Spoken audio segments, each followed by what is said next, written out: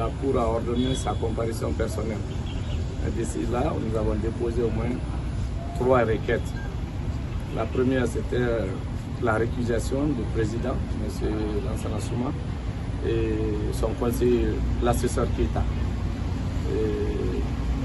Il va falloir répondre à cela et pour permettre au président de la CRIEF de se prononcer par rapport à la récusation.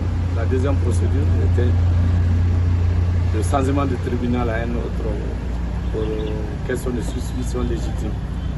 Imaginez une cour qui renvoie officiellement l'audience au 6 à rétropédaler pour faire programmer le 31, c'est-à-dire le 6 janvier 2025, on reprogramme le 31. Il s'agit de quelle célérité? L'avertissement devrait laisser au moins 5 jours francs à Dr Kassori s'il doit être jugé. On a établi l'avertissement le 30 pour la comparution du 31. Et Dr Kassori a été autorisé à se soigner par un arrêt qui n'a pas été attaqué. Au lieu d'exécuter, la Cour refuse d'exécuter et refuse d'examiner l'arrêt d'interprétation pour ordonner la comparution d'un prévenu malade qui ne veut pas se tenir debout. Comme on veut l'humilier, comme on ne veut pas respecter la dignité des citoyens, comme personne n'a l'abri des bavures et de l'irrégularité et de l'injustice en République de Guinée, comme tout le monde est exposé dans une transition, Kassori est victime de cela comme plusieurs autres Guinéens. C'est pourquoi aujourd'hui, l'heure étant sombre, nous avons soulevé l'inconstitutionnalité qui a été appréciée par la première composition ici. Et cette troisième composition, nous avons soulevé les mêmes questions d'inconstitutionnalité. Et normalement, il appartenait à la Cour suprême de se prononcer sur les 2 recours. Changement d'un tribunal à un autre par rapport aux suspicions légitimes, c'est-à-dire le doute qui plane sur la crédibilité de la CRIEF. D'ailleurs, CRIEF créée par décret-loi qui n'a pas de légitimité, en porte-à-faux avec la loi d'organisation judiciaire de la République de Guinée. C'est pourquoi quand le justiciable ne fait plus confiance à un magistrat, il a le droit de demander le changement de la composition, il a le droit de récuser.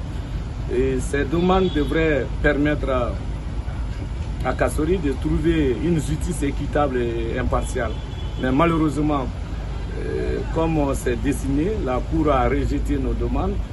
À la place de la Cour suprême, la Cour n'a pas attendu la décision du président de la CRIEF par rapport à la récusation et a ordonné que Kassori se présente encore à l'audience du 15.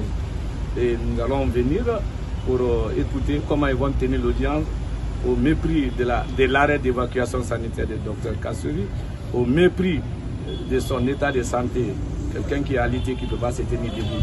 En tout cas, l'heure est grave pour la dignité. Kassori est victime de la séquestration désormais. Kassori est victime de l'humiliation. Le 15, on verra. Mais ce n'est pas fini parce que le président peut se prononcer. Et si la récusation triomphe, si la récusation est acceptée, on a rejeté nos demandes. Mais ce n'est pas la Chambre qui doit rejeter à la place de la Cour suprême. C'est un peu difficile à gérer parce que ils sont en train de passer l'histoire de façon sombre de la Guinée par rapport à la justice équitable.